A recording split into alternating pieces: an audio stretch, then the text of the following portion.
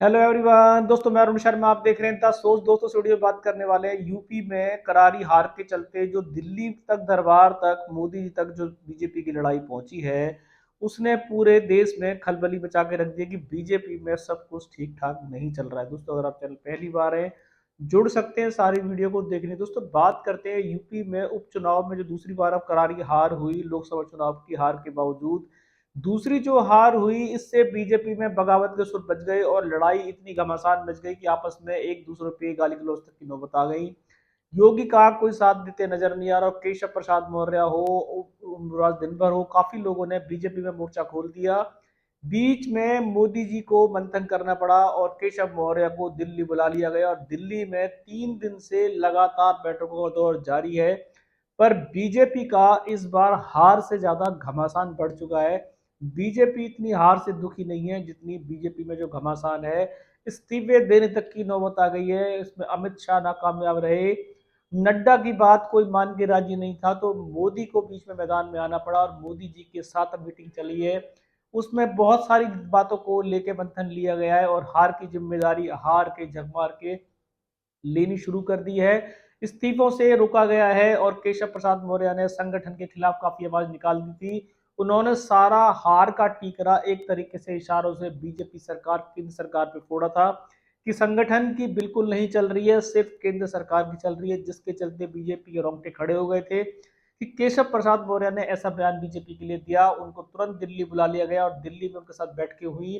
उन्होंने योगी सरकार से अपने मतभेद को जारी किया कि पिछली बार से उनके योगी के साथ संबंध ठीक नहीं चल रहे थे, यहां तक कि वो अपनी सीट तक निकाल नहीं पाए थे। पर बीजेपी की मजबूरी थी कि उनको उप डिप्टी सीएम बना के रखा जाए ताकि वो पार्टी को छोड़ के न चले जाए। पर बीजेपी की मुश्किलें जो की तो पड़ी हैं, क्योंकि योगी के आदित्यनाथ के ऊपर काफी सारे सवाल खड़े हो गए हैं। उनके अलायंस दल ने भी बीजेपी सरकार को घेराव कर दिया है और रोलर जिसके लिए बीजेपी यूपी में अपना गढ़ बना चुकी थी, अब यूलर पे भी उनके अलायंस दलों ने सवाल खड़े कर दिए और बोला है कि योगी सरकार ने जो यूलर चलाए हैं वो गलत है और ऐसे भी जनता उनको नहीं जिताएगी। अब मोदी मंथन से ही शायद बीजेपी के कलह का रास्ता निकलेगा, क्योंकि नड्डा की बात कोई सुनी नहीं गई और अमित शाह के बात से भी शायद बीजेपी में जिस तरीके से खींचातान बढ़ती गई। 2 दिन केशव प्रसाद मौर्य ने बीजेपी की मुश्किलें बढ़ा के रखी हुई थी और योगी आदित्यनाथ को साइड लाइन कर दिया गया। उनको दिल्ली नहीं बुलाया गया, वो उन्होंने सिर्फ राज्यपाल से जाके मुलाकात की, तो उनको लग रहा था कि किसी भी तरीके से शायद उनसे सीएम पद की कमान ली जा सकती है और केशव प्रसाद मौर्य को नया सीएम घोषित कर सकती है, क्योंकि बीजेपी अपनी रणनीति फटाफट चेंज करने का राजी है। क्योंकि उनको लग रहा है कि अगर किसी भी तरीके से सूबे की कमान चेंज नहीं गई तो शायद आपस में भगदड़ मच जाएगी और जब आपस के नेता एक दूसरे के लिए उल्टा सीधा बोलने शुरू हो गए। केशव प्रसाद मौर्य ने योगी के लिए काफी शब्दों का यूज किया। उन्होंने कहा कि योगी आदित्यनाथ अपनी मनमर्जी कर रहे हैं, जिसके चलते उनकी कोई सुनवाई नहीं है और संगठन पे भी काफी सारे सवाल खड़े करे थे कि संगठन में हम सारा दिन मेहनत करते हैं और उसके बावजूद बीजेपी सरकार दिल्ली से अपना ऑर्डर पास करती है, चाहे वो टिकटों का बंटवारा हो, चाहे कोई योजनाएं हो। उससे उनके नेताओं में काफी रोष जाहिर है, जो अब मोदी जी के मंथन में जाके वो उन्होंने डिमांड सुनी गई है। 40 से 45 बातों का जो मंथन था, उस पर बीजेपी ने शायद मोदी के मंथन में शायद कामयाबी नजर आ रही है और अब केशव प्रसाद मौर्य को या तो बीजेपी नई जिम्मेदारी दे सकती है या फिलहाल योगी सरकार से संघ भी बहुत नाराज चल रहा है। योगी सरकार सबसे अलग नजर आ रहे हैं। योगी आदित्यनाथ के खिलाफ उनकी पार्टी के लोगों ने ही, यहाँ तक कि उप डिप्टी सीएम ने ही मोर्चा खोल दिया, जिसकी घमासान इतनी बढ़ गई कि नड्डा जी, अमित शाह, किसी की नहीं चली। मोदी जी को यूपी की घमासान में शामिल होना पड़ा और कल रक्षा मंत्री अमित शाह मोदी जी के साथ बैठकें हुई। उन बैठकों में अभी क्या निचोड़ निकल रहा है, क्योंकि यूपी का मंथन जारी है, आगे विधानसभा तैयार है। काफी सारी चीजों को लेके अखिलेश ने भी काफी सारे ट्वीट कर दिए हैं। उन्होंने बीजेपी सरकार को घेरा है कि बीजेपी की सरकार का खुद ही नैया डूब रही है, वो लोगों की नैया को क्या पार लगाएंगे। बीजेपी ने मॉनसून ऑफर दे दिया है कि 100 लाओ, अपनी सीट बचाओ।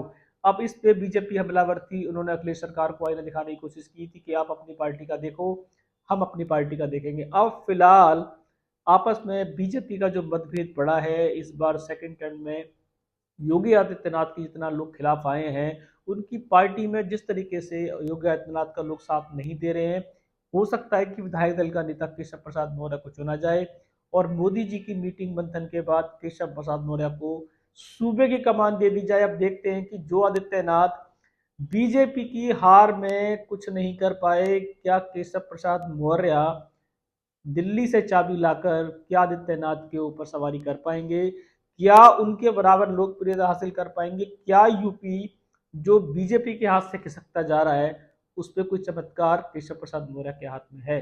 दोस्तों फिलहाल बीजेपी हार से नहीं अंतर कलह से परेशान है और इस कलह के चलते अमित शाह, रक्षा मंत्री सब ने बैठकें कर ली पर निचोड़ नहीं निकल रहा था। शायद मोदी जी के मंथन से ही निचोड़ निकल रहा है और मोदी जी ने अब सारा टाइम बीजेपी सरकार को दिया है और उन्होंने यूपी के सारे जितने भी अच्छे अधिकारी सबसे बैठक कर ली। अब किस किस को क्या क्या लॉलीपॉप दी गई है ये तो आने वाले समय बताएगा। इस रुझान पे कोई नया अपडेट मिलेगा समय से पहले बताएंगे। अगर आप चैनल पहली बार है जुड़ सकते हैं सारी वीडियो को देखिए। दोस्तों मैं अरुण शर्मा मिलूंगा नई सोच के साथ, ध्यान रखें।